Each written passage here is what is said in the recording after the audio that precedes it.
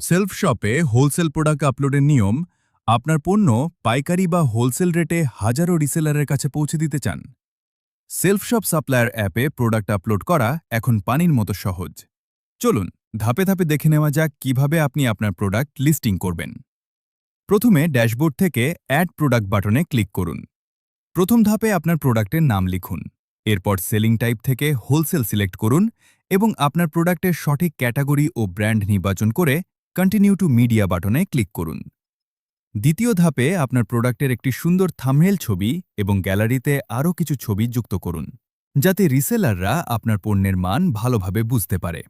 এরপর ক্লিক করুন continue to প্রাইসিংয়ে। সবচেয়ে গুরুত্বপূর্ণ ধাপ হল প্রাইস এবং স্টক। এখানে আপনি বিভিন্ন কালার ভেরিয়েন্ট যোগ করতে পারবেন।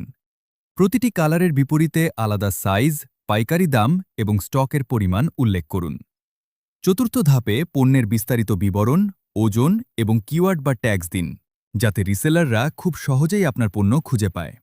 সবকিছু ঠিক থাকলে ক্রিয়েট প্রোডাক্ট বাটনে ক্লিক করুন। অভিনন্দন, আপনার প্রোডাক্টটি সাবমিট হয়ে গেছে। অ্যাডমিন প্যানেল থেকে আপনার লিস্টিংটি যাচাই করে অনুমোদন দিলেই তা সরাসরি অ্যাপে লাইভ হয়ে যাবে এবং রিসেলাররা অর্ডার করা শুরু করতে পারবে। আপনার ব্যবসাকে স্মার্টলি বড় করতে সেলফ শপের সাথেই থাকুন।